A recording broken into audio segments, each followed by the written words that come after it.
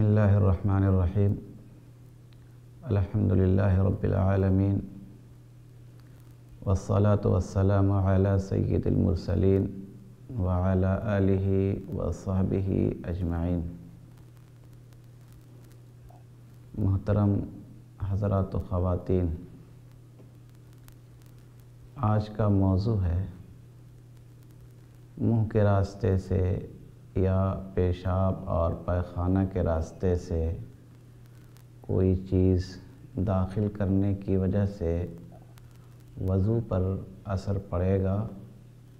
اس کی وجہ سے وضو ٹوٹے گا یا وضو نہیں ٹوٹے گا۔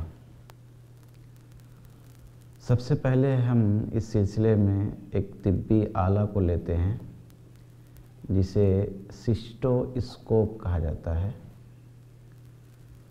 سسٹو اسکوپ میں ایک باریک سی نلی لگی رہتی ہے جس کے سرے پر کیمرہ ہوتا ہے اور اسے پیشاب کے راستے سے اندر داخل کر دیا جاتا ہے اور اس کے ذریعے گردے میں یا مثانے میں پتھری ہے یا نہیں ہے یا کچھ سوزش ہے نہیں ہے، اس کے بارے میں معلوم کیا جاتا ہے۔ پیشاب کے راستے سے یا پائخانے کے راستے سے کوئی چیز اندر داخل کر دینے کی وجہ سے وضو ٹوٹ جاتا ہے، کیونکہ یہ جو چیزیں داخل کی گئی ہیں جب یہ نکالی جائیں گی تو اس کے ساتھ اس راستے کی نمی، رطوبت اور گندگی ضرور آئے گی، اور ان راستوں سے گندگی کے نکلنے کی وجہ سے وضو ٹوٹ جاتا ہے، چاہے گندگی کی مقدار بہت معمولی ہی کیوں نہ ہو۔ جیسا کہ حدیث کے مطالعے سے معلوم ہوتا ہے کہ ان راستوں سے گندگی کی خواہ کوئی بھی مقدار نکل جائے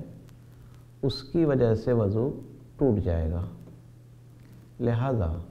پیشاب یا پائخانے کے راستے میں سسٹو اسکوپ داخل کرنے کی وجہ سے یا اس کے علاوہ کوئی اور چیز داخل کرنے کی وجہ سے وضو ٹوٹ جائے گا،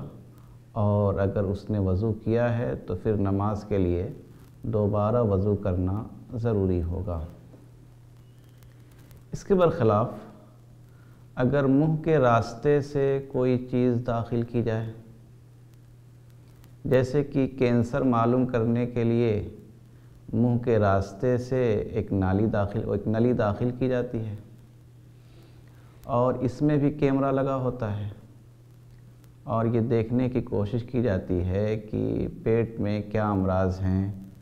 یا پیٹ میں کینسر ہے یا کینسر نہیں ہے، اور بسا اوقات اس کے ذریعے سے پیٹ سے گوشت کا ٹکڑا بھی کاٹ کر نکالا جاتا ہے۔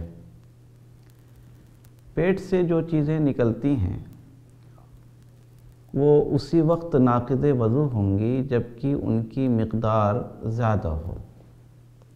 یعنی تھوڑی مقدار میں اگر کوئی چیز پیٹ سے باہر نکل آئے تو اس کی وجہ سے وضو پہ کوئی اثر نہیں پڑے گا، جیسا کہ فقہی کتابوں میں اس کی صراحت ہے۔ اس لیے منہ کے راستے سے اگر کوئی نلکی داخل کی جاتی ہے اور پھر اسے باہر نکال لیا جاتا ہے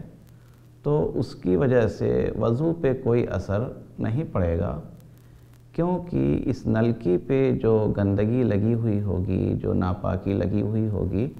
وہ بہت معمولی ہوگی اور اس معمولی مقدار کی گندگی کے نکلنے کی وجہ سے وضو نہیں ٹوٹتا ہے۔